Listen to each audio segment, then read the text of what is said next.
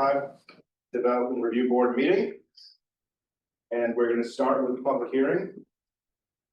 First item is ZP-25-107, 120 Depot Street. And I think we have the applicant, Stephen Trombley, here. This is a continued hearing from a variance request to allow the exception to the existing height regulations. I think what we'll do is start with staff report. Scott, how do you want to? We want to go right into Mr. Trombley, or should we talk about the staff report? I think Mr. Trombley can say what he wants to say and then into the board Q&A. And again, Attorney Sturt events online if need be. Okay. Trombley, you want to come forward? Sure. Right. And in addition to Mr. Trombley, is anybody else here going to speak on this matter? We will have a lawyer from 33 North Avenue who will probably appear online at a certain point. And I may want to speak. Yes. So if you're going to speak, please raise your right hand. You swear to tell the truth, the whole truth, and nothing but the truth. All right. Okay. Trombley, do you want to start? Well, I think at this point, we are waiting on whether or not we have findings from the city attorney. When we were here last, Scott was the staff report had found affirmed in all aspects of the requested variance, but there were issues that came up that required it to be postponed until we were able to get a staff finding from the city attorney. So I'm not sure at this point where that stands. That was the purpose for the continuing hearing. Perhaps we should talk with. Yes, I'd like to invite the city attorney to, at this point, to present her opinion on the matter.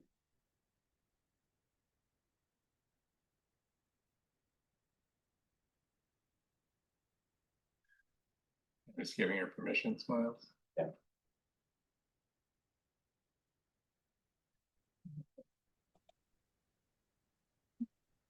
There we go. Good evening. Kim Sturdivant with the City Attorney's Office. And I apologize to the board. I did send you a written opinion to your city emails earlier. And so that is there if you wish to review that. And otherwise, I can certainly give you my opinion currently. My legal opinions, though, do have attorney-client privilege. If you wish to waive that, that's up to you. So let me know what if you would like me to just go ahead. The option for us to read it to the board here, or I mean, I'm inclined to waive our privilege so that you can present it. I'd say that. I guess what is the normal process would be my question. Like, have we normally waived our attorney-client privilege for that? I'm not sure if there's a normal. I think you generally have taken the comments either in public or even in deliberative, but since you rarely do deliberative with closed doors, completely closed doors, I think you have generally taken them in public.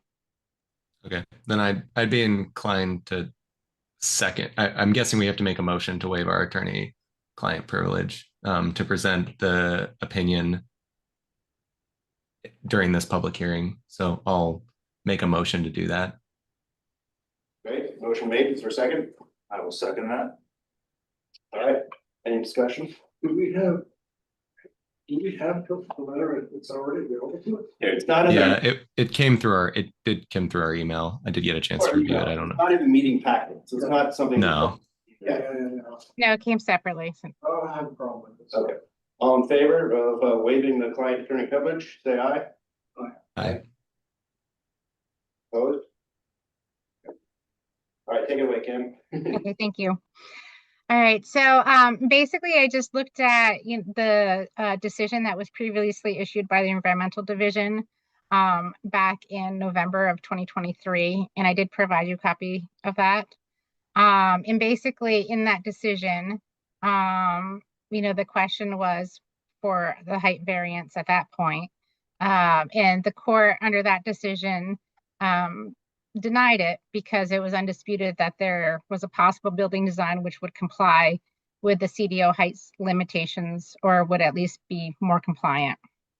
In this application, you're again looking at a variance request, which, as you know, the criteria are very strict. I mean, these are not things that are typically easily granted because they have so much restricted criteria to meet. And the issue that I looked at was whether or not the initial court decision would also have kind of a collateral preclusion for this as well, because subsequent things could be precluded if they were sufficiently similar to the prior court's finding. And in looking at this, since it is also a question of whether there could be, under the variance, the question is, is there a design that could be compliant with the interpretation of the what would be the typical height requirements under the CDO, the requirements under the CDO. And I believe that this decision dictates that yes, there could be, and there could be something that's more compliant, so that the variance would not be appropriate. Thank you. You're welcome. So one thing I would point out is that the design that they were referencing would still require a variance of this nature in order for it to be built. The court was looking at it with a misunderstanding that it would fit into the current ordinance, and it would require this same type of variance. Whether it be a more specific one with limitations or whatever, that would have to be something you folks would decide, but it would take a variance in order for the design that they were referencing to be built. And we didn't mention that last go around, but I think it was a misunderstanding from that. Now, have you ever contemplated a design for that structure that would be fully compliant? Yes, you have various drawings that show that if we did do that, that a significant part of the house would be underground due to the steep nature of the lot, and that was what we were trying to mitigate to at least some extent. But the plans that the court referenced were the plans that you just. The plan that the judge was looking at was one that I had presented as a potential compromise between what it is existing and what it was originally. And so I told the judge, and I said to everyone, yeah, there are, variations, and there's something in between that would get us to a place that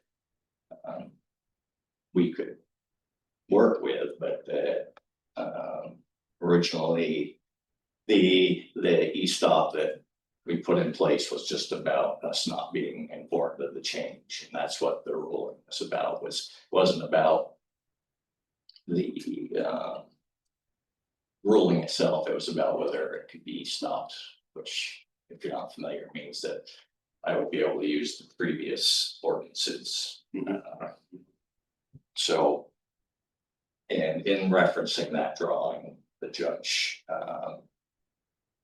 either mistook or did present it in a way that was clear that that design, while something that I would be willing to entertain or would entertain, is still not viable under the current ordinances. It would require a variance To the setback. Well, a variance to the height. The height, And Scott can probably explain it better than I think. well, the staff report explains that it's not necessarily a variance to the height restriction, but a variance to the height calculation. Right, exactly. That keeps changing on you as time goes on. Can I just get clear that with the section 5(2)(b), now requires the distance to the lot's frontage starting at 50 feet. We've been going back 50 feet to start. So that's Right. right. Right, so originally that section applied to buildings set back further than 10 feet from the property line. And enabled calculation of the average finished grade around the entire building. That's what we talked about last time. I had missed last time before I went back and looked through the entire history that this hasn't been changed once, but it's been changed twice.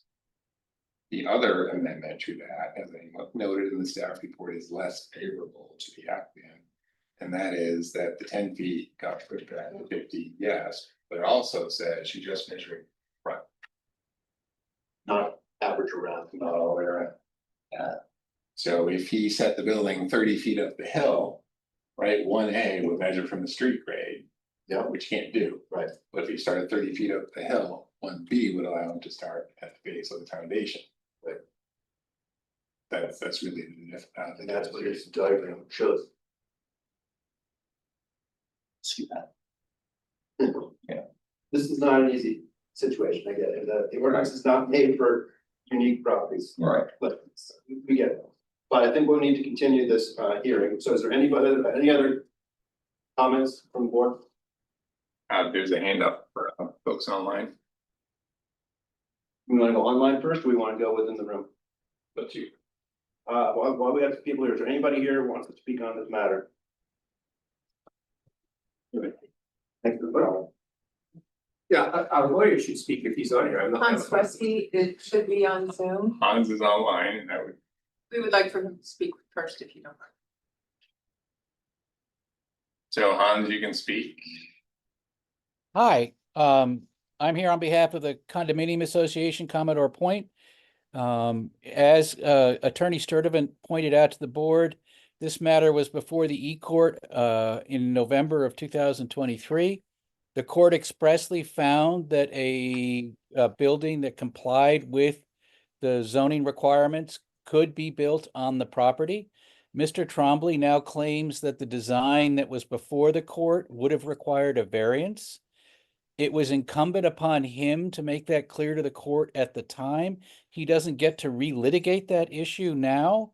If he had thought the court had made an error, he should have filed a motion with the court to correct its judgment, but the court made a clear finding that the design that he presented to the court was one that could be built without a variance and in compliance with the zoning regs. And he can't just now, out of the blue, dispute the court's findings. There's a timeline for that. And after 30 days after the final judgment, it becomes a final judgment and you can't go back and reopen it.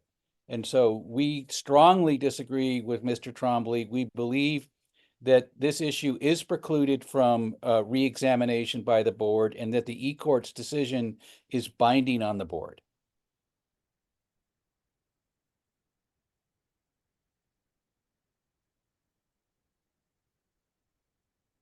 Thank you. Anybody else in the room want to talk? Is anybody on, oh, yes, Yeah, your name? Mark Johnson. I live at 33 North Avenue. So in Commodore Point Condo Associations. Is it possible to switch the graphic to show the sketch? Yes. Which sketch are you looking for? This, It's the second item in the packet. After the cover letter. right there. So I'm gonna ask you folks to just use your eyes and do the eye test and see that coming up this slope, if you took that and pushed it forward and down towards 35 feet, you may lose the multiple balconies in that picture. But I think it's pretty obvious that you may have to dig into the hill some, but to have the notion that this thing has to be lifted up, you know, with blank space just to make a home is, I just don't consider it a valid point. And if someone is given a variance, it's supposed to be the minimum amount necessary to accomplish this, that's just not the minimum amount. So anyway, that's, and I will say, in the proposal here, he's talking about how if he had to, Mr. Trombley says, to build a suitable primarily above ground house adhering to the current ordinances would require excavation and soil retainage efforts that, if possible at all, cost an infeasible amount and negatively impact the neighboring properties' views significantly. So we are the neighbors. So I don't think that's concerned for us. If so, we will respectfully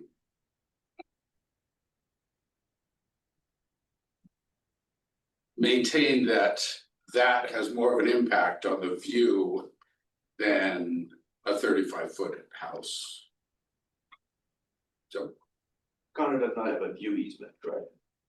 I'm sorry? You do not have a view shed easement or an air easement part of the condominium? No. And have you ever calculated what your lowest view elevation is? Fenced? It would be nice if we had a plan that showed this cross section extending all the way back to where the condo is, just for us. Maybe not for any decision we would make, but just to understand how offensive this could be to the condominium. It would be nice to know what elevation your lowest deck is, say, relative to the 162, which is the top of the roof. Have you ever looked at that? What's your average elevation, view elevation from your standpoint? I don't have documentation of what it is. I believe that. Bill might have it. Unit- He's online. My husband, Bill Pearson, he's on Zoom, I think. Okay. I believe the lowest deck is approximately 8 foot above this ground level. Okay. That helps. It's actually 7 feet above the ground level. 7. Thank you. Yeah, thanks. The one that shows the lower elevation that the court was looking at.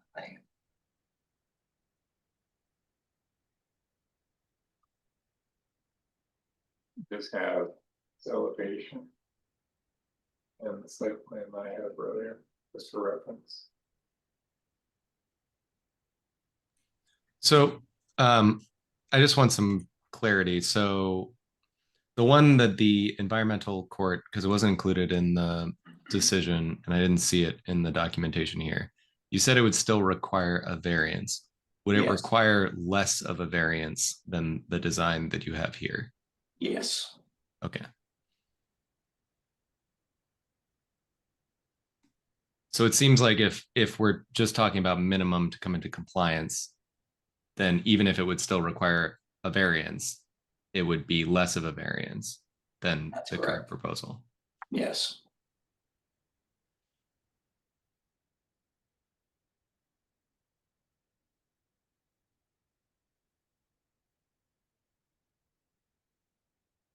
That was the application, I didn't think it was.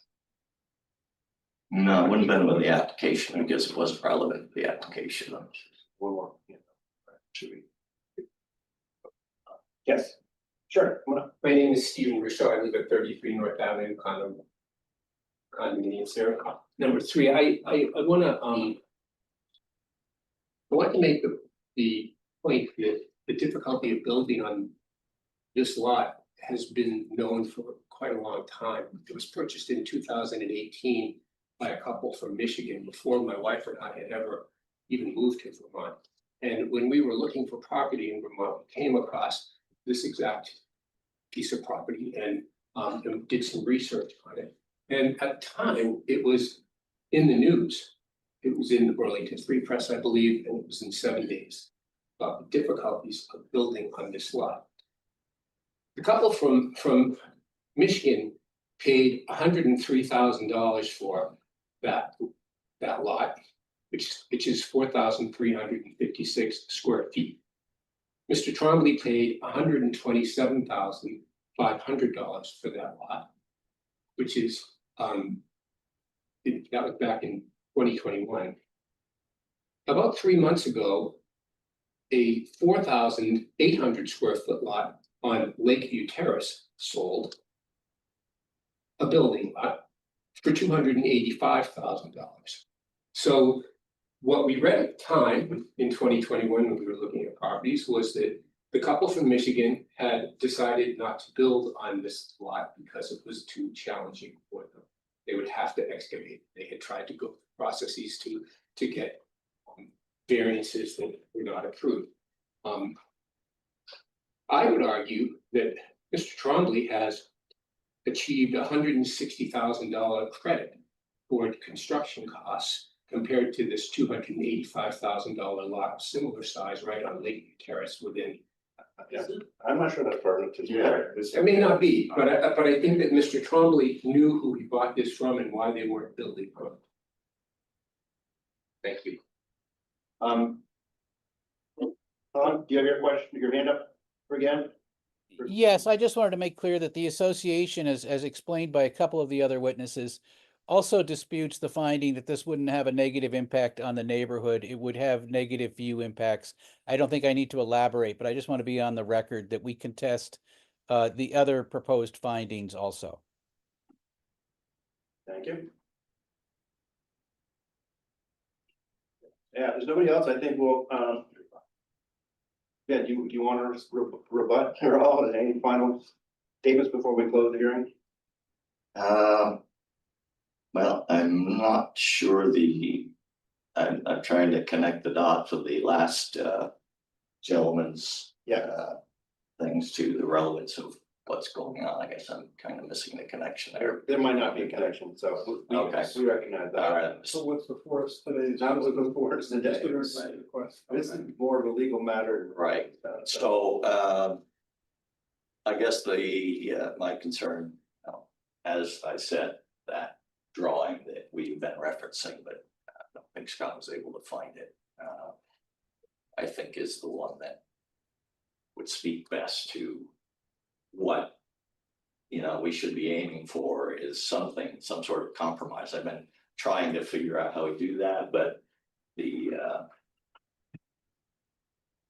we ended up more or less coming to this based on this last variance request based on my discussions with Scott and what my options were, and this was the most straightforward approach was just getting the setback variance to allow for a change in the elevation. And I certainly wouldn't have a problem with us adding some sort of a overall height thing or referencing the drawing that the court was referencing as the parameters of what variance would cover or whatever the case might be. Seems like we keep coming back, well, no, this is not okay, this is not okay, but we haven't really been able to say, okay, this would be okay, or this is something that we could work on. So I've just been trying to put stuff out there that would give us that opportunity for discussion, and we keep kind of circling around it, but we really haven't said, okay, yeah, we could do this. We agree that you having to do your house, build this house with a significant portion underground is not okay. And if we compromise in here, that would be something that would be acceptable for everyone. We want the design that I've been referencing actually, I think is either level or below level of the upper part of the property. So it would have no impact on anybody's view. And it seems like that's one of the biggest concerns is don't impact the view. So, We will deliberate on this matter, but yes, keep in mind that you have the ability to come back with a brand new application with a new design and.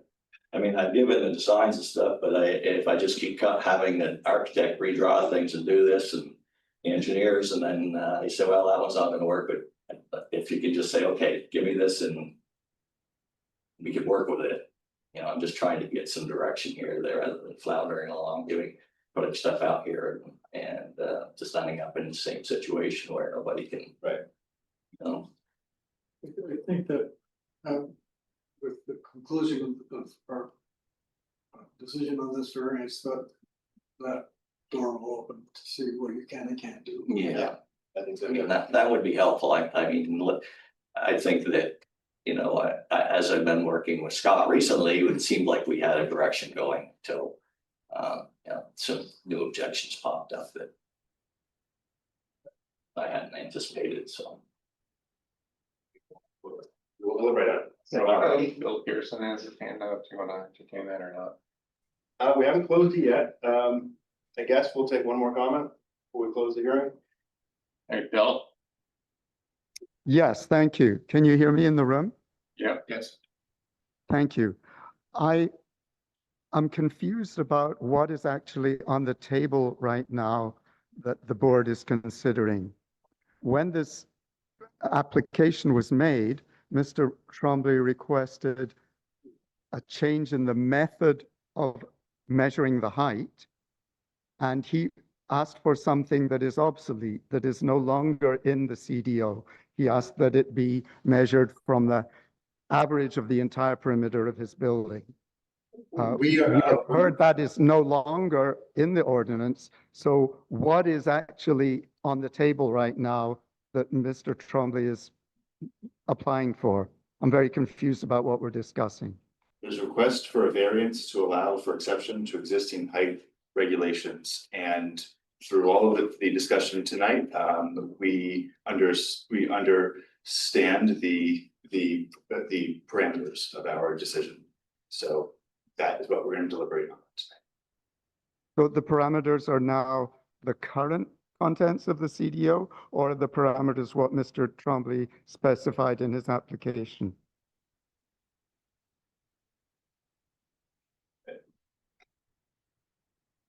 The current CDO. The current CDO. The current, yes.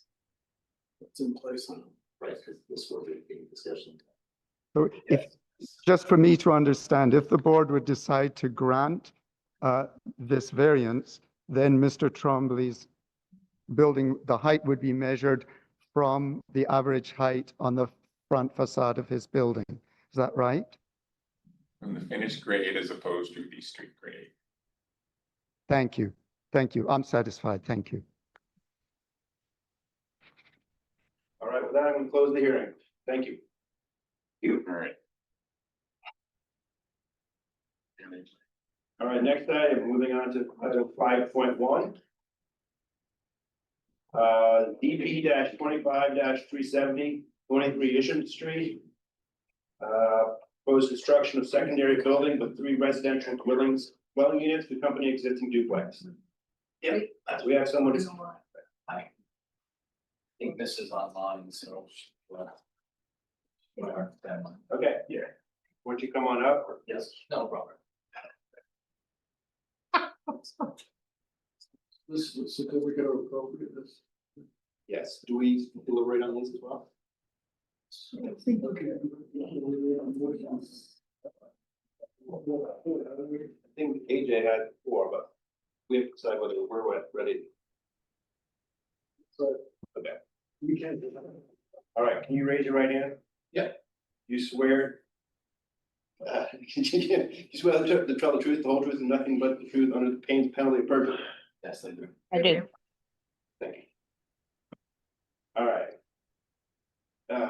Why don't you introduce yourself and tell us what you're hoping to do? Sure, my name is Brett Rosso, I own 23 Isham Street, there's an existing duplex there, 4 bedrooms in each. We are going to like to add a secondary dwelling, which is roughly 850 square foot footprint, 3 stories. 1 unit per floor, 3 bedrooms in each floor.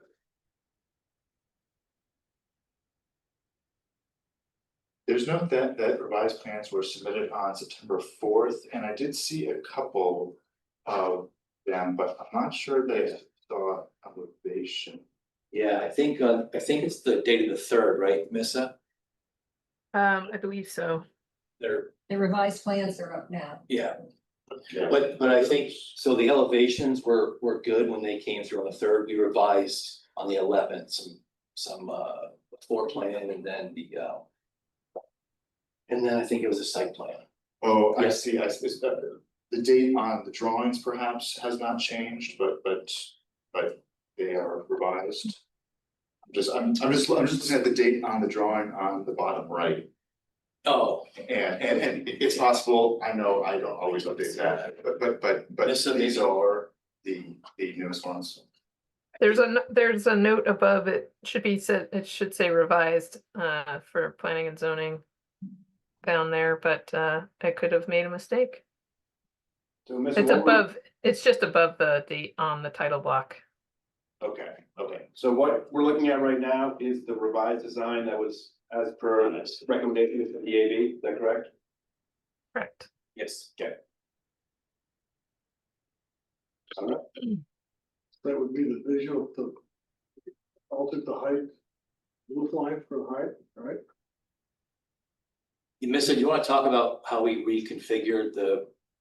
Yep, it was suggested to kind of lower the roof height, just to have it be more subordinate to the existing structure. And so what we did was lower the kind of the main gable and create this dormered look effect.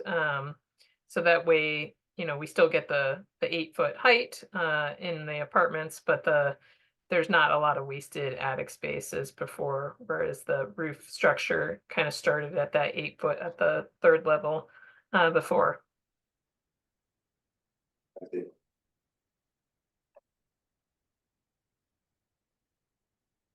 Are there any questions from the board?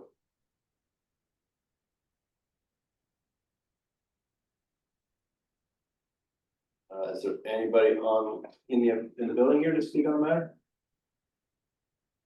And online, Sharon, would you like to speak? Yes, thank you. I've followed this project through the various boards, and I was pleased to see the response from the applicant to the DAB's recommendations and the new design. I think it addresses some of the pedestrian safety issues that were raised, and also I think that all of these things that they have done are definite improvements. My question for during the public hearing are a couple of things. One is at the time that I looked at this, and this was this morning early, there wasn't a landscaping plan or erosion and sediment control plan. There might be more words in that, but you get the gist. Submitted, and I don't know if they've subsequently been submitted for you. I know there's only one tree being removed, but I don't know if some of the recommendations for open space for the residents were acted upon or not. And then there was one, when I read through the 25-page staff report, which I found very informative, there was a recommendation internally, and it deals with the external also. There was a lot of discussion about natural light and how if there are students that occupy structures, sometimes they put curtains over windows, and there was a lengthy discussion. I won't bore you with it, but anyways, there was, my position still is, if you want to cover the window, so be it, but I'm still a proponent of natural light. And so on 6.3.2, there was a suggestion that that the internal staircase be pushed to the rear of the building, which would have allowed for different type of, yeah, I guess you call windows glazing. I'm just a regular person. So anyways, but they would have allowed for improvement for natural light. And it also would have allowed residents to access the trash recycling and parking in the back. And the access to the parking in the back would have addressed another issue about bringing people into a driveway or area in conflict with vehicles. So I don't know whether the applicant thought about those suggestions and thought that they were ones that they agreed with or not. But if they did, I can't tell if modifications were made regarding the windows as a result of that. And so that is my question regarding this proposal. And will the board act even though you don't have a landscaping plan and an erosion and sediment control plan? Thank you. May I respond to that? Sure. Sharon, revised site plan was uploaded or provided September 11th that identifies the species of the plants that are proposed. So that was an addendum to the application. And erosion prevention and sediment control plan is in progress and is being prepared for submittal, and that's why it's identified as a condition of approval. Thank you. Thank you, Mary. I don't know if the applicant wanted to say anything about the internal stair case. Thank you. I can speak a little bit to this, the floor plan submitted. I don't know if you want to pull up that drawing, just because it might be easier to talk about. And just overall window sizes were enlarged slightly as well. So we did take some steps to create a little bit larger window sizes. But the floor plan in the front, you know, the reason why the east facade doesn't have as many windows is that's the circulation to the 3 apartments. But there are 4 windows into that space.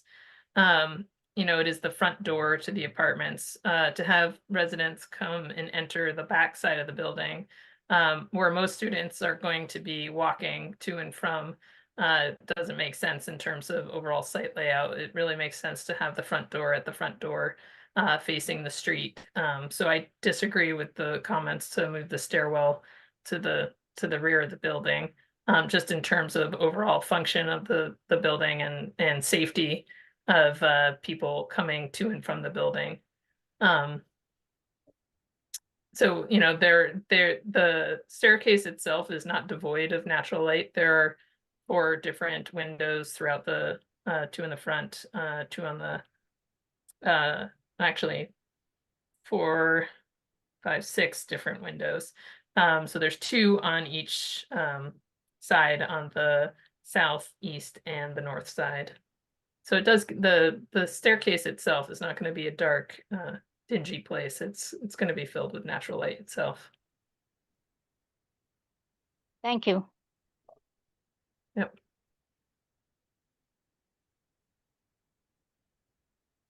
Do you have any responses from that, or anything else to say? That was pretty clear. All right, what I think we're gonna do is we're gonna, yeah. Anybody else wants to talk on the matter? Yeah, I have just one question concerning the additional bike storage.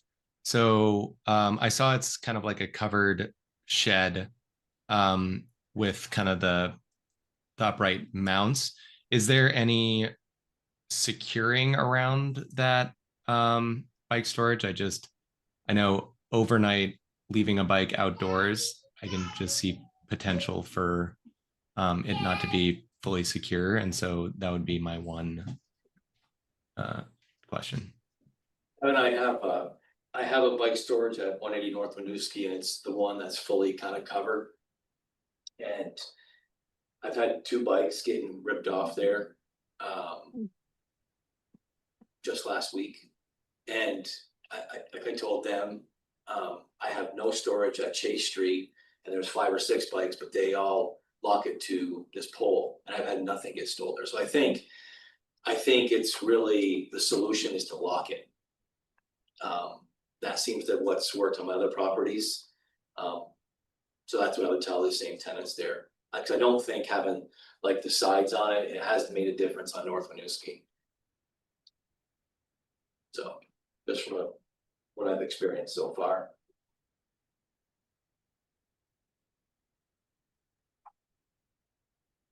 Anybody else?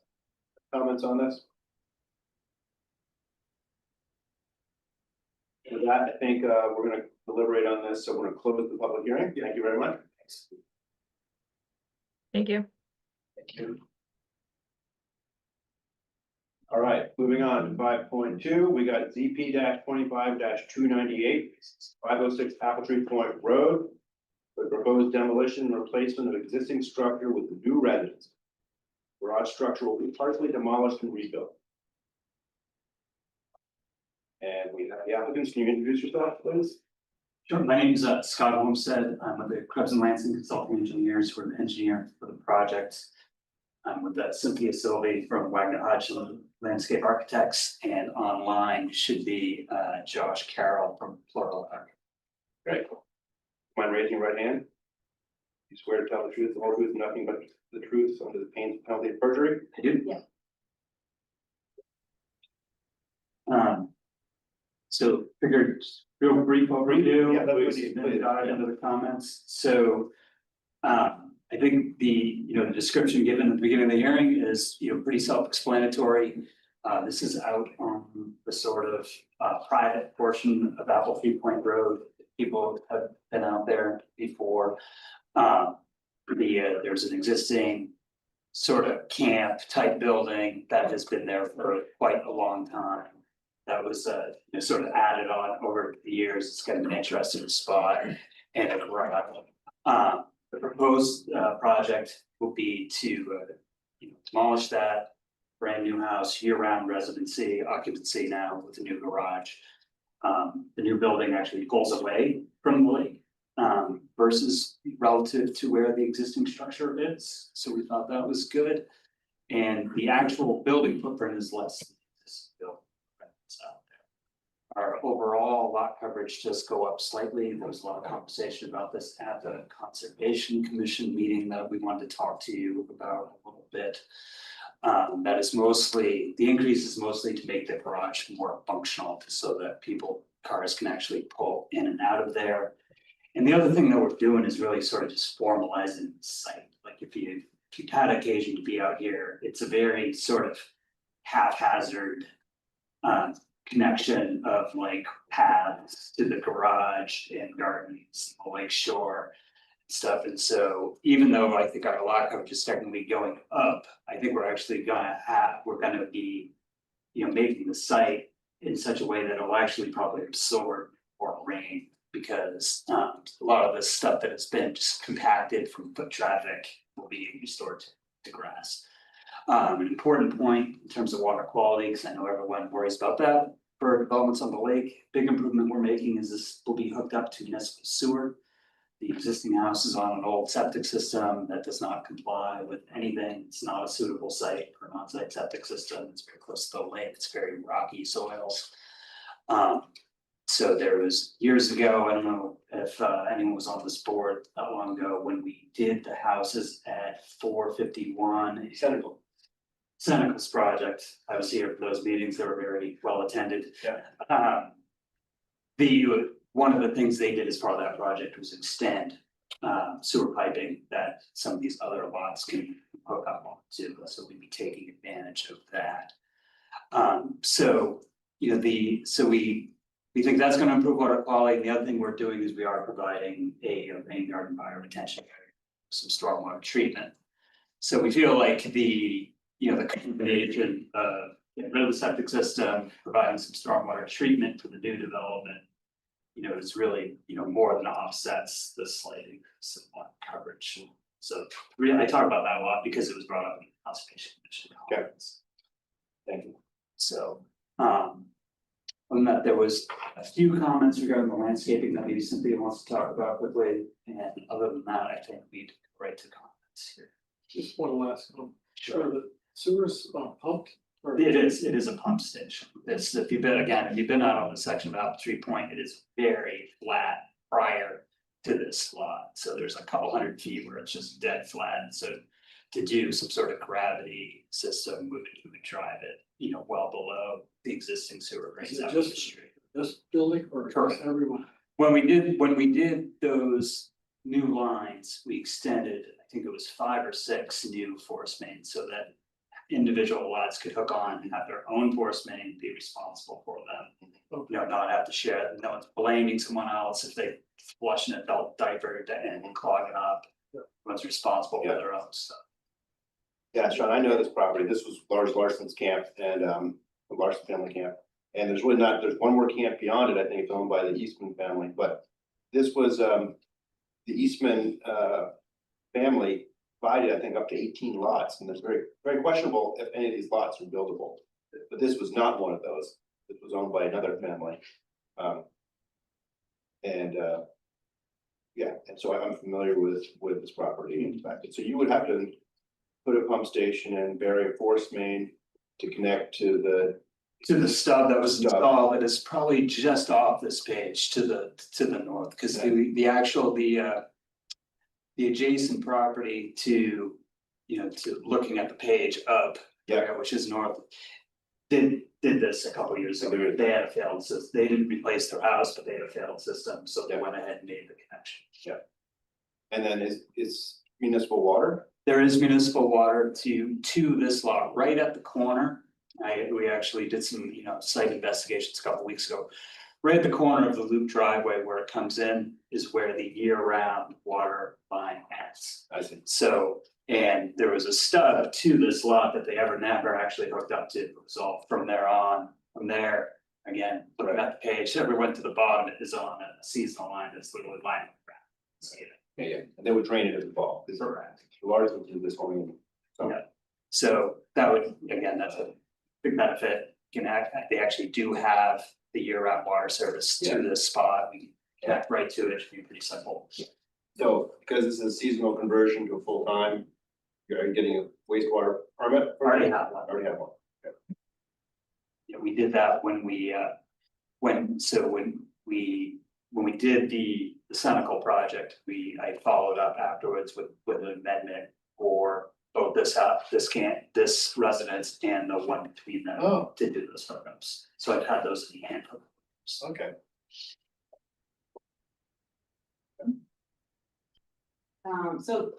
The architects are welcome to speak to any building specific, but a couple of points that we want to hit on the landscape relative to the Conservation Board and DAB recommendations. The biggest one was the observation that you know, it would be preferable obviously, to get the full 15-foot width of no mow between the lakeshore and the sort of mown lawn for the entire length of the frontage. So there was a pinch point sort of toward the upper area, actually where you see the little like fire pit and chair Have a logos pointer, there. Cynthia, if that's helpful. So there is a pinch point here on the previously submitted plans that is 12 feet. So that, you know, is an alteration that's very easy for us to make. The sort of design as we've tried to establish it. So we did resubmit a very plan that I don't suppose you've seen. Oh, yeah. If so, you know, that would have been very kind of Scott and Mary to get it in front of you. But, yeah. What? I was unaware of said. I was unaware of that plan. I think too. it probably hit your email so recently that I.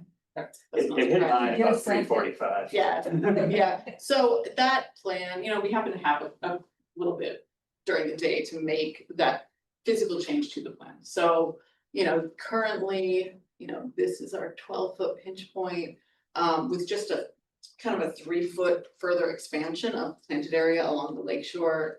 We can easily meet that 15-foot minimum. So that is absolutely our intention. So that is one point. The other is in, you know, trying to keep the Pervious the same. the impervious as close as possible to the same. Pervious does not increase. Okay. That was the conservation board recommendation. It's certain, and we respect their recommendation, then we went back and did the math, so, what we are proposing is, to narrow the front walk, which is sort of, it's pennies kind of in that total equation. But that is certainly doable, the front walk currently is just responding to sort of the deck steps, but there's no practical reason that we couldn't just bring planting and lawn, further planned south. And limit that walkway to say like a 5-foot walkway. There has been discussion about how we could sort of chip away at the outer court surface, and the reason it is the way it is because currently the driveway is not a driveway. The garage doors are on this side of the building. And when you're out there, it looks as though it's been years since somebody actually tried to pull a vehicle in. So, in getting the garage doors on the south face of the building, first of all, not sort of have them pointed road. Architect works. So is that what you've done? They're facing south? They are facing south, yes. We have, essentially, we are proposing that in order to get into that driveway, you take the southern existing curb cut, you pull in, and then you're probably still looking at kind of a multi-point turn to get back out through the northern curb cut. So, we reduced that as small as we thought feasible for the sort of practical turning of the cars, turning and parking the cars. And that was, we didn't really have that map on hand during the conservation board, but, having gone back and tried to sort of squeeze that balloon, it appears as though the most reduction we could get would be trying to shrink the auto court, and in shrinking the auto court, we would make it a bummer to lose. So. Be a difficult, you'd be setting yourself up for like 3 to 4 point turn every day. Well, if you back up out of the garage, straight back, can you just then go forward? You can just go forward, just barely go forward. This, I think, you really gotta select on this, but this is a 16-foot car in the garage, so you've got about 2 car lengths, which is, a standard double load parking aisle is like 24 feet, so it's sort of the same, like, tight squeak back. It's absolutely possible, but if we were to take kind of more of the center of that auto court out and try to expand the radius of that island. That's what I was thinking. Yeah, That's a I mean, way to do it. there's some room to go there, but I'm not sure that actually gets us to the map Right. either. Like, it's very, And Yeah. at what gain Yeah. from a practical matter, because, we're talking about, fractions of an increase here that we're treating versus what's out there that's being untreated. So I fall back on the argument that, water quality to the lake, which is everyone's main concern in the end here, is much better in the final site plan Right. than it is. Now, can you point out where, yeah. where the stormwater treatment, where is stormwater being directed to? So there's there's a rain garden along this edge. Gotcha. So which works out well, because natural drainage is sort of this way anyway. And so we'll be intercepting basically all of this, as well as the front of the roof that drains this way. And then, the back, it's not really formal treatment, but it does drain through a vegetated buffer.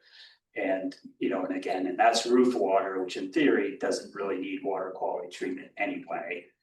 And there's no real need to do volume treatment for, a direct discharge to the lake that doesn't involve any piping. I've had discussions with Seth about stormwater, in word agreement. And I have the stormwater management plan and EPSC applications basically complete. They're sitting in my portal, waiting to hit send, pending this meeting, so I make sure there weren't changes. How about? Can y'all hear me? This is the architect, Josh Carroll. Sorry, I'm just chiming in, but Scott Gustin, it might be helpful to pull up. There is a stormwater plan in the project plans there that shows sort of directionally where water is being diverted. I think that'd be really helpful to look at. I also, Scott Homestead, it might be helpful just to point out the sort of formalization again, just to the group. I think it's the apron that's missing currently from the existing lot coverage plans is about 500 square feet. It's a significant amount of impervious coverage that's existing on site, which is not being calculated currently. Sure, I can show a couple things that Josh is referring to. So again, in yellow here is the bioretention area. Yep. So again, that's sort of hatching everything sort of naturally without having to do a lot of piping or swales.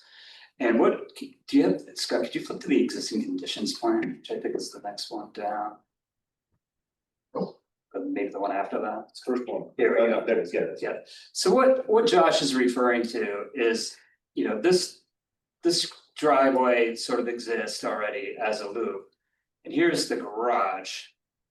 And really to drive in there, you're going, you know, sort of doing what we were just talking about already. But it's used so infrequently that this area actually has grass growing up through it. But in reality, it probably had some gravel at some point, super compact. You know, water's just running off of it, not infiltrating, and we didn't count that in the existing lot. Okay, that's what you're saying. So that's just something we thought was worth money, you know. And I think there are other instances of this that are sort of more subtle, I would say, like we're formalizing the pathway between the garage and the residence, which currently has a bunch of flagstone that's not being counted, things like that. So there's a greater offset than perhaps actually exists. Those walkways, they're stone pavers, What's Yes, out sir. there now is just like flagstones. but they will be.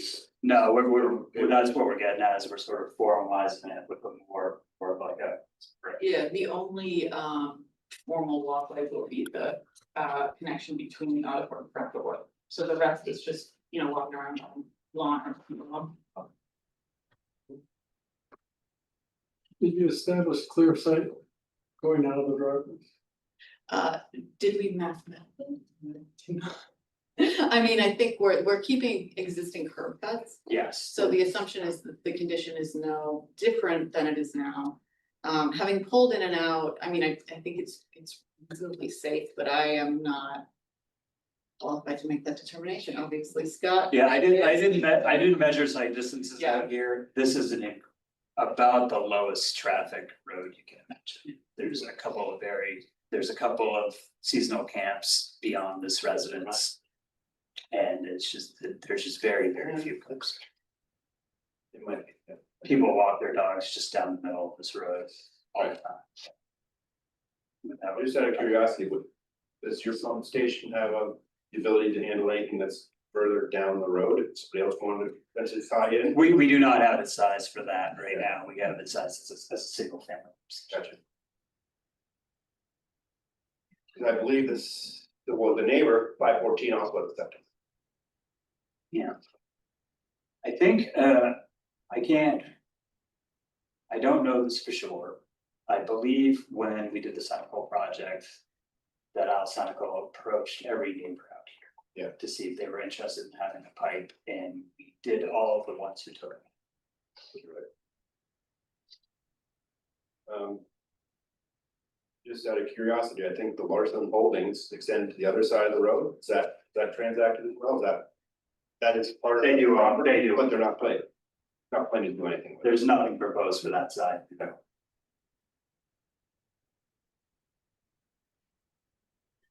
Now, it is recommended to us that we do not make a final determination on the application tonight.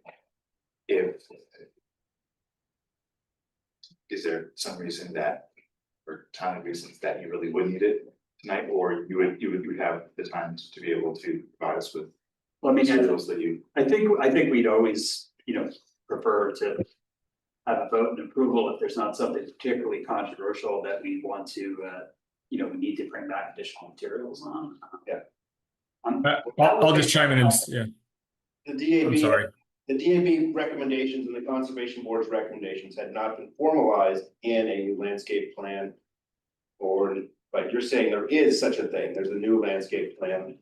Yes, but it's certainly on us that it only existed as of 2 p.m. today. Okay. So, yeah. So we'll have to take that into account in deliberation.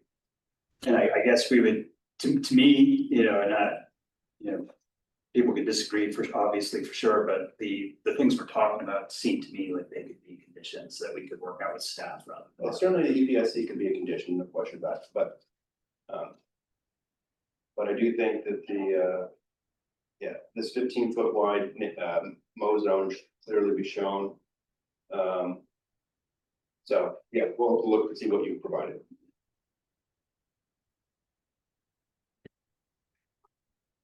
All right, is there anybody else online? Have anyone? Yeah, this is Josh, the architect again. I would just say we are fighting the clock with construction a little bit in winter, so anything we can do to you know, avoid another meeting would be greatly appreciated. Apologies, I'm remote tonight, but we did send Scott very late, as noted, sort of everything related to all of the affirmative, but requiring sort of confirmation items related to lumens on light fixtures, related to screening the utility panels, and the low mow zone is noted. So I just wanted to make that note. All right. Thank you. All right, then I think we will close the hearing for ZP 25-298. Thanks so much. Doctor, ready for you.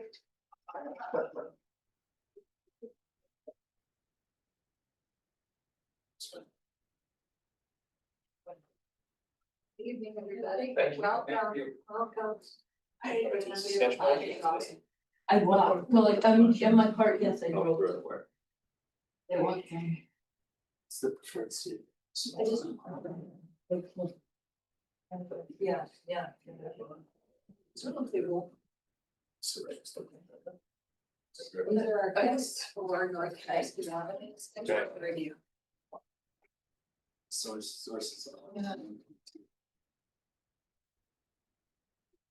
All right, I think we're moving on to 6.1. ESP -25-8, DSP 25-9, DSP 25-10, 77, 85, 83 85, and 91 North Winooski Ave. And thank you, everybody. If you could all raise your right hands and swear that you are telling the truth, the whole truth, and nothing but the truth under the pains and penalty of perjury. I do. Thank you. All right, we're all ears. Good evening, I'm Marty Purcell with Champlain Consulting Engineers, doing the civil site permitting for the project. Here we go. Brent Alvarez, SAS Architects, working on the concept thing. I'm Wayne Nelson. I currently own 91 North Winooski Avenue. Neil Gardner, I own 85 North Winooski Avenue and 77 North Winooski Avenue. So, take it on me too. I'd say there's a lot of details that we want to go through today. We've been to tech review to NPAs, we've gone to Conservation Board and the DAB. So Yeah. Yep, the quick overview of the project, currently the 3 houses on North Winooski Avenue. 77 is apartment building. The one in the middle, 83/85 was a funeral home, is currently 2 apartments. And then 91 North Winooski Avenue, the building in the front, that you see on the screen there, that is an apartment building, and there is a detached ADU in the back. The plan for the project is to keep all of those buildings there, and behind those buildings, build, right now, it's a roughly 50-bed memory care facility. The 3 buildings in the front would remain with the apartments. The current plan would be the apartments would be for staff housing, for the people who are actually working at the memory care facility. Another aspect of the project is at 91. The first floor would be converted to a daycare. If the daycare use would be for the employees at the memory care facility, so really trying to have a nice compact development here with compatible uses. So that's the quick overview of the project. Neil, do you want to just give a kind of quick reason why you and Wayne are thinking memory care at this facility? Initially, it was the building came up for sale, or it was offered, and we weren't really liking the direction it was going to be going in. So we decided to purchase the building, and Wayne and I kind of talked it over and got into.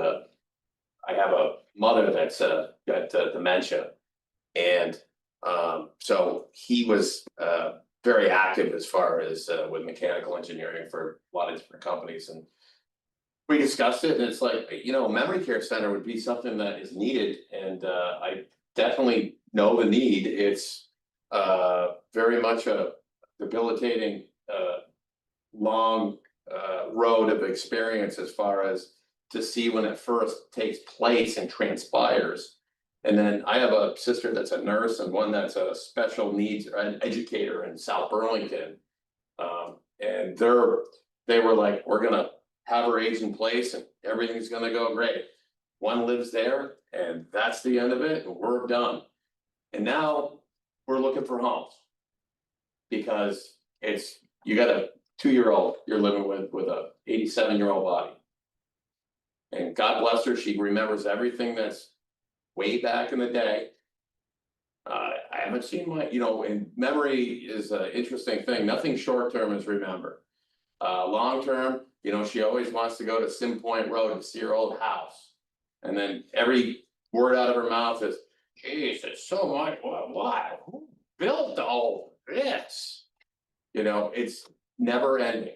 And we bring her to the North Hero House. She used to work there and wash dishes and always has been, giving the old, the guy that used to own it. He always ate in front of her and it was a big deal. And she'd always light up about that and just get so the long-term memory's there. Short-term, she can't even, remember, she'll be taking out like every cup in her kitchen and going, well, we're going back to my house. And that takes 5 hours. Same thing in the bathroom, same thing with her dressers and stuff. So I guess what I'm saying is, and after shopping for places for a month, it's like, there's nothing.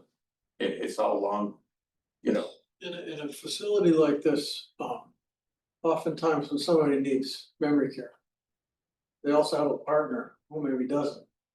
Would they be separating here, or would you have room for both? It's a good question. I don't know. We have somebody that has been coming through with the ideas on this. My guess is it's gonna be just at the end point, but I'm not sure how this is gonna metastasize, to be honest with you. Yeah. I guess we'd be open to seeing what that would look like, I mean. And I had 3 friends of mine whose parents were in, I would call late stage dementia. And they couldn't find a place for them in Burlington. Just no beds available. Yeah, and I can add to that, my mom's in assisted living where they have memory care and the memory care is so full that they have a waiting list. So between memory care and having daycare and staff housing, project creates a campus environment that's multi-generational and really addresses chronic issues that Burlington has. Well, everywhere, not just Burlington, but what a beautiful place to do it, because the downtown. Yeah, with that, we could maybe look at the site plan. I can just kind of show you what the concept is and how the uses would go together. Or we just passed, are we familiar with the project? Yeah, do you know where the site is? It is. It took me a while to figure it out, but now I get it. Okay, we can go through the pictures and the site plan. Right there's the location of the three individual sites. Right. And then combined, it's a 54,000 square foot site. Right. Backs up to the cemetery. I drive that road and I just never really clicked that there was a funeral home there, but I guess it just. Yeah. Yeah, so you actually look for it. And they're long lots, so yeah. They are, yeah, so it seems to fit well. That one way really is, you don't even realize what you're going by, you know what I mean? Well, also the funeral home sign has been. Right. And lights at night are no longer on, so I've lived there since 2001. And so the last year, things have changed quite a bit. I almost can't find my house some nights because it's so dark and I'm looking for my markers, Yeah. And they're gone now. But the funeral home there used to be probably pretty close to 100 cars parked in that. Wow. They used to park in my backyard, they park the whole lot, they park on my side yard. They used to, because they have these large wakes. Right. And then the next few slides, there's just some photographs. So this is just kind of the current satellite image. You can see what's there now, all of that parking that Wayne was just talking about. And then these are just some photos. You can see that's looking south towards the abutting property on Grant Street. That's the view of the southwest looking toward the cemetery. Northwest still looking west across the cemetery. That's that ADU that I referenced at the back of 91 North Winooski. Then there we are. This is the funeral or previous. Yes, on the right. So that is where the funeral home was. And Brent. Yeah, if so you wanna jump- yeah, in the 1950s, there's the one-story addition at the back, so the plan would be that would be removed, and then where the X is, the aluminum siding would be removed, and more than likely, there's a brick building very similar to what the 91 I see. next to it, so. That would be removed to facilitate circulation around the back. Yeah, well, just the one-story addition that's in that dotted area, and where the X's we're just proposing It also removal of the doesn't look- siding. Doesn't look very It nice. gets pretty It was, what they did was they just, to pardon my phrase, they scabbed on a building big enough for a viewing room for caskets. I see. And for a garage to park the hearse and the support vehicles. So you'll see they just literally just put a dorm, a gable roof. They just literally just attached it to the historic building. Yeah. After they covered it. Yeah. Yeah, right. So thank you. That's the site plan. So the proposal currently would be site access. So there are 3 existing driveways now, 1 for each property. We would enter through the north driveway. There's a pointer right there, if that's helpful. That is very helpful. Thank you. Wow. Okay. So we will have access that would come in from this driveway. And then out, so it'd all be one-way circulation. Current proposal is to continue to use this as parking. Both the DAB notes and the staff notes for tonight's meeting had discussed, rightfully so, having a better walkway that connects from the sidewalk to the memory care facility. So since the DAB meeting and just prior to the meeting now, we were outside discussing that maybe those 2 spaces, we might be looking to actually close that curb cut, put the parallel parking space out on the street, and then be able to have a nice walkway between those 2 buildings and facilitate a really nice entrance into the project, to the project entrance, or to the memory care entrance, which is this location here. I think closing that curb cut, I think would also help with like any conflict with like pedestrians, et cetera, using the sidewalk. So Yeah, that's a good idea. Yeah, no, that was in, again, the DAB and the DRB staff notes had brought that up. We thought that was a good idea to have a better walkway. Will any part of the 3 buildings facing the street be part of the memory care part, or will it just continue to be? Just be apartments, but they would be for the employees of the memory care. And the first floor of 91 would be turned from a 2-bed, 2-bath apartment to a daycare. Yeah, and then also while we looked at the site plan, this whole area in the backyard would be a fenced in area with pathways, terrace, some gardens that the residents of the memory care facility, so they would have a nice outdoor space. And the benefit of this orientation of the building is that does back up to the cemetery, so it feels much larger. You feel like you have a 3-acre yard. Yeah. It's quite nice, actually. Yeah.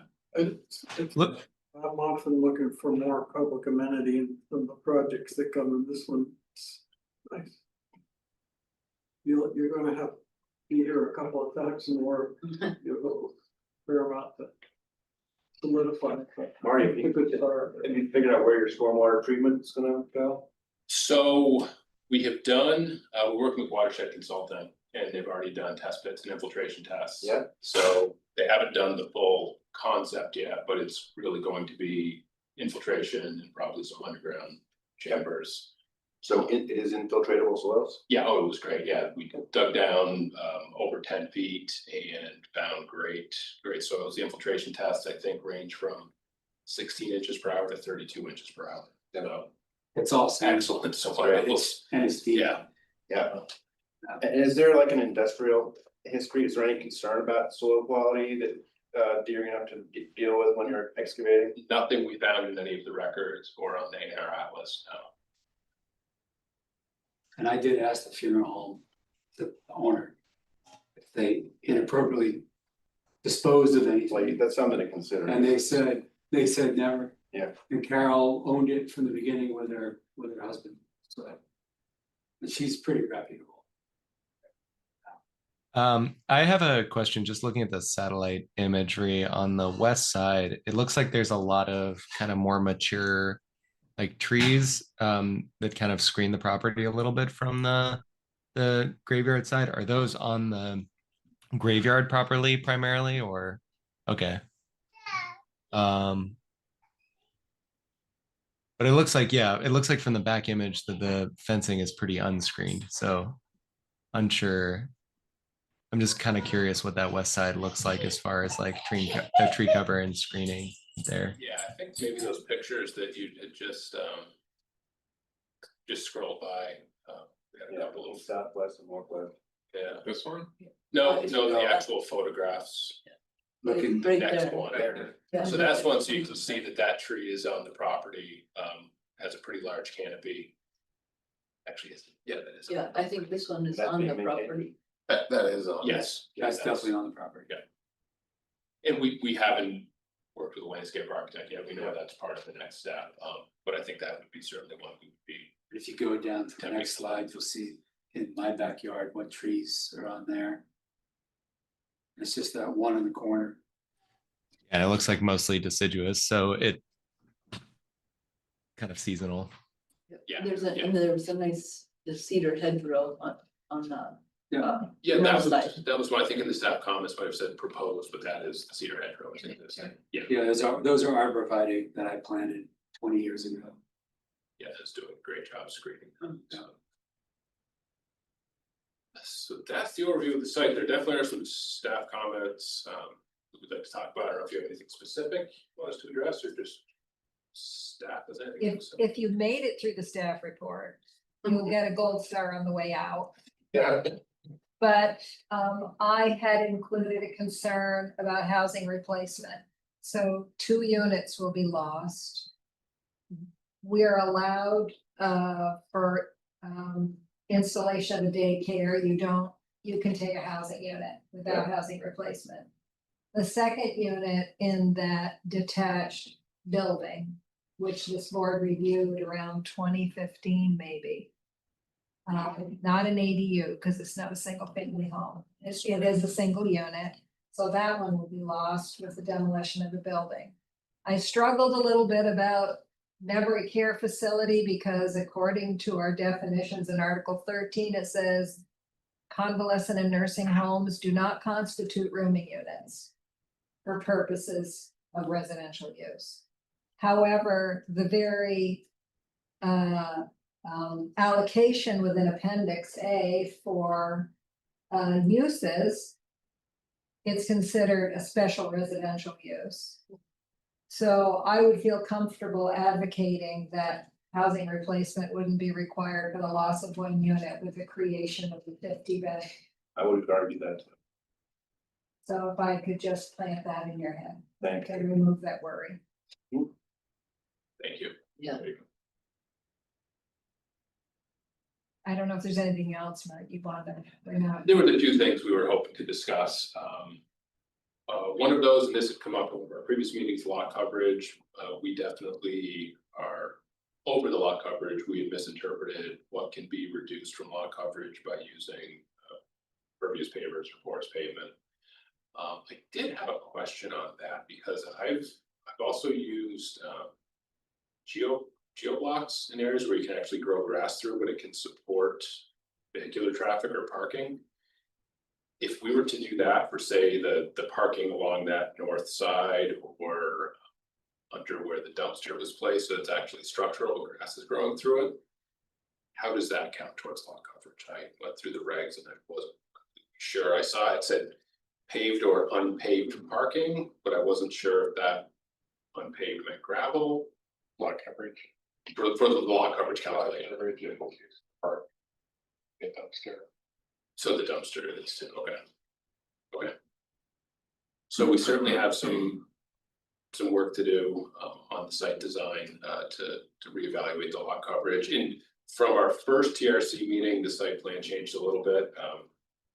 Weren't sure if we needed fire truck access to the back of the building, and it's determined that we do. Okay. So that's kind of why we have so much pavement in between the front buildings and the back buildings. But that's certainly something we'll look at before we're back here is that lot coverage calculation. Are you exempt from Act 250?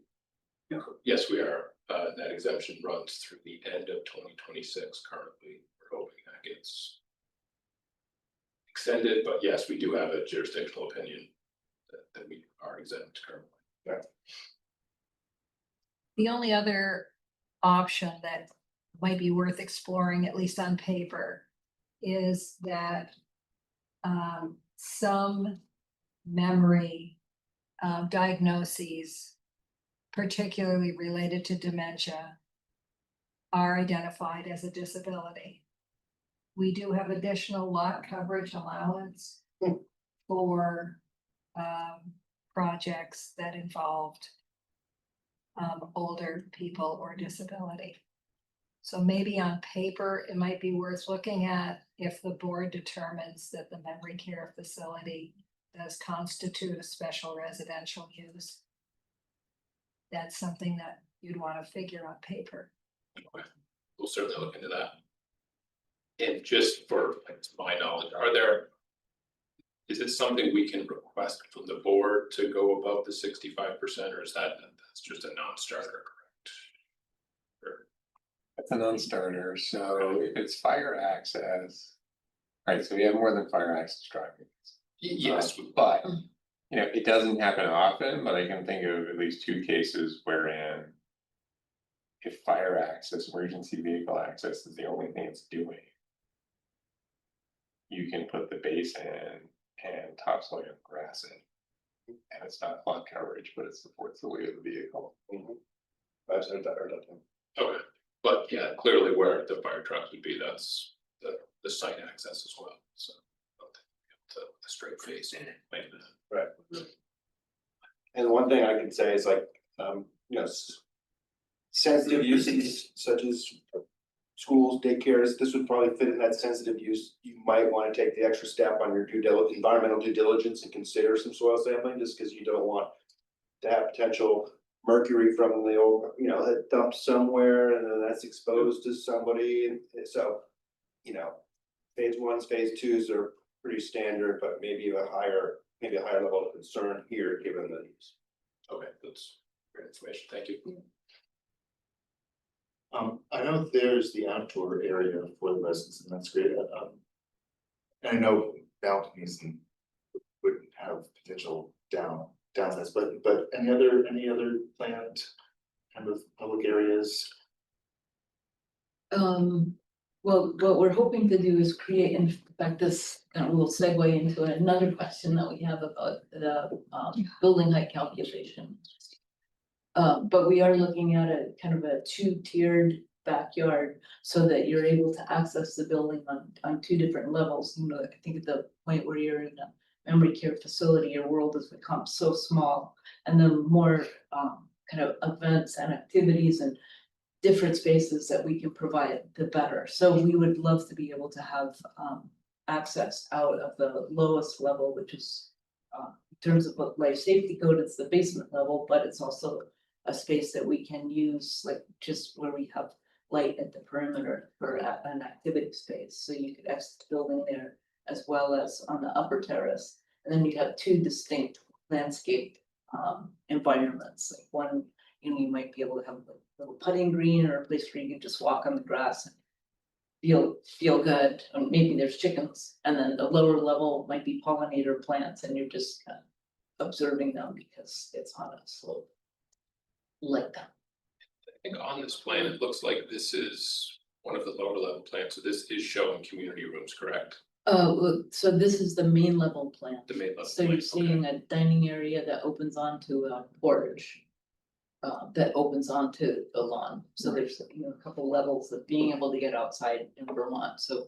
If it's raining but still warm, you have to sit on the porch. Yeah, so it's not just individual care rooms, you know. There's certainly community spaces within the building.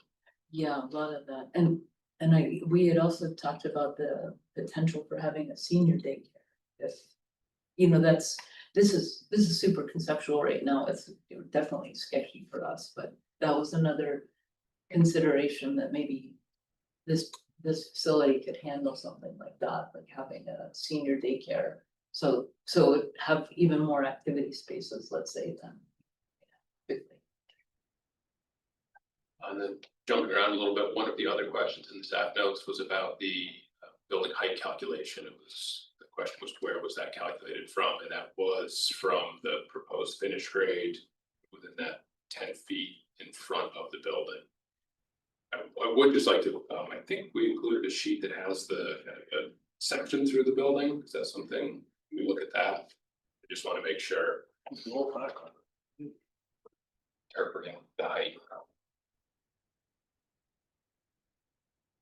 Was that in? Oh, there it is. Oh, right there. Yeah. That's perfect. So the 34 feet was from here to here. To the top of the parapet. And the then top. what? Top of the roof? Top of the We roof. Top of wouldn't the- count the parapet. Yeah, it was at the top of the roof height. So to this line here. And again, conceptual, having higher first floor ceiling. So this is what Brendan was talking about, that basement level opening up to a lower level of that backyard. So I just did want to show, so that's the proposed height of the building as we calculated it here and are showing. And that's not for the entire rear of the building. Yeah, this is the street facing. Yeah. So this is facing the cemetery, this is facing the street, and that's where we calculated from. Yeah, basically, instead of creating light wells into the lower level, Brent came up with this brilliant idea of just creating two different landscaping levels. And allowing exit and exit at the lower level on to enjoy that space, yeah. Yeah, so that I just wanted to bring that up because that was the. So then that back part is sloping up to Towards the cemetery. the cemetery. Yeah, Yeah, so you'd have a small retaining wall maybe that you could sit on, and then a really gentle slope that, you know, we'd imagine perennial plants, pollinator plants, something that would be awesome to look at all seasons. Yeah, and again, this is the initial concept. We haven't gone into our fine grading, stormwater, I don't think it's on that piece, they're gonna be. I like that, I mean, but the geothermal wells, are you on deep, are you doing a shallow well field, or You know, I mean, if we chose to do it. We still need to talk to George Martin at Allen Consulting, because he's interested in doing more of a district type system as a separate. District. As a separate. For the 3 houses also? No, it would actually be for the neighborhood outside of ours. Yeah. Bring it on. So we need to talk to him about that, because he's interested in doing that. But if that district Would say good system, luck. if that district system doesn't fly, Yeah. what's that? No, nothing. No, the McNeil plan, they've been working on that for a long time. This is it. This is the opportunity. Well, it would be small. It would No, we're thinking. yeah, it would be. Make it like Burlington Telecom, where it just grows. I'm in it. Yeah. But if that didn't happen, then we would just do probably go between 250 to 500 foot closed loop boreholes. Yeah, I don't think down the other choice. But I mean, you could do a sort of supply well and a big open well, like Champlain College? Yeah. Yes. I think I already I have said. a question for Mary, why is this reference as 3 different ZSP numbers, why not just one? 3 different parcels. But it's, even though it's a combined development, it has to be. Yeah, with a planned unit development, you can develop multiple parcels as a single project. Yeah. But we have to tag each individual parcel. They're not going to extinguish property lines. These are gonna be three distinct parcels developed together. So, you know, these run with the land. And Yeah. it's part of three separate parcels. Okay. We still have the ability to dissolve the parcels to combine them into one, correct, as we move through the process. Is that what you're thinking you want to do? I think that's gonna be the attorneys who kind of guide us on that. Most likely. I The think that may be benefit easier. of a PUD is that we're only looking at periphery setbacks. We're not looking at individual setbacks. Right? With me? Very true. So you can get to the same place, but you're right, that would be an option for building owners to consider with legal counsel. But you're right, right now there are three separate parcels, so in the sense that there's three individual applications that are combining together. I mean, I've written the staff report, tagged one parcel, but the other two are tagging along with it.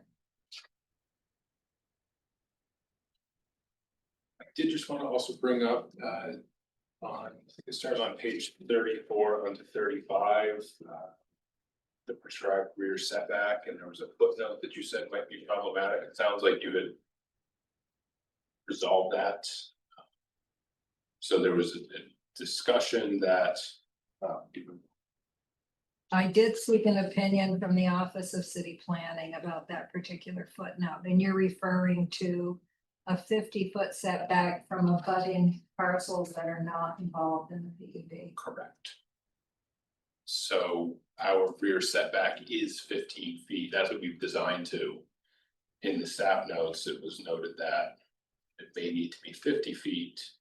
But what I'm reading is the staff suggests the footprint exemption of table 4.4.5-1 footnote 6 provides relief for this residential special use and exempts it from this setback. So I just want to make And sure that. I've had a consultation with the Office of City Planning, and they agree with that interpretation. Excellent. Thank you for taking that step. I'm glad you got to page 34 and 35. Just to say, yeah, the whole thing, no, they were The gold very. star. Yeah, they're. So. Very thorough and very helpful. Thank you. So that's all I had to discuss. I don't know if anyone else from the project team had any other.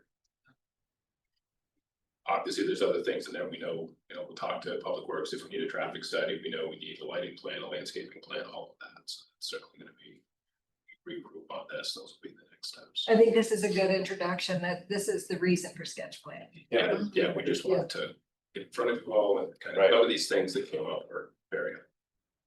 Miles, we have Sharon Busher with her hand up. Yes, first of all, any questions you have or on? No, good. Yeah. Is there anybody online that would like to comment? Hi, Sharon. Hi, good evening. So I was thinking about the fact that you have exceeded lot coverage and trying to figure out how you can make this all work. And I just wondered about the number of parking spaces that you have planned for. And I'm kind of conflicted because I'm not Scott or Mary, or, I don't know. So I'm on a little bit shaky ground, but, the houses are proposed to be for staff. And so parking could be reduced. I mean, I'm not saying they wouldn't have a car, but there may not be a necessity for cars, as many needs for cars if you have to go out the back door and you're at work.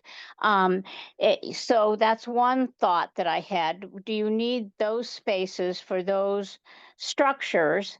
And I'm going to make this statement, and then I'm going to put the other thought. And then if indeed a facility like this memory care facility, if it's really not for independent living, but for people that require 24-hour care, then they won't need a car. You will need some parking for staff and for visitors. But I'm just trying to figure out if the number of spaces that you have proposed could be reduced, thereby helping you achieve the goal of fitting your proposal on this parcel. The other piece that I wanted to say is that what I am stating is what you intend to use the structure for and the existing houses for. Now, if staff doesn't want to live in those houses, then other people would, and I don't know how that plays out with what I'm saying regarding parking.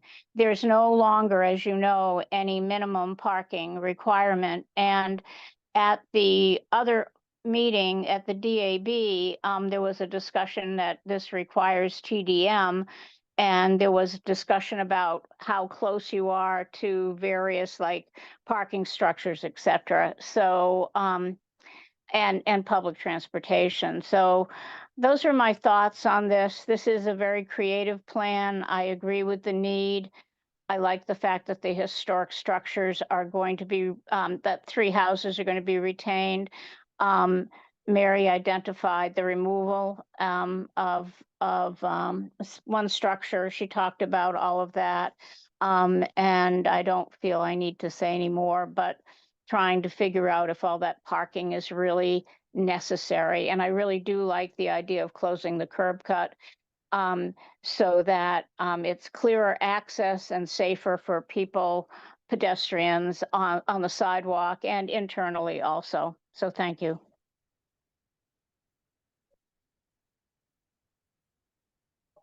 Thank you. Thanks. Yeah, thank you. All right, I think with that, we'll close ZSP 25-8, 25-9, and 25-10.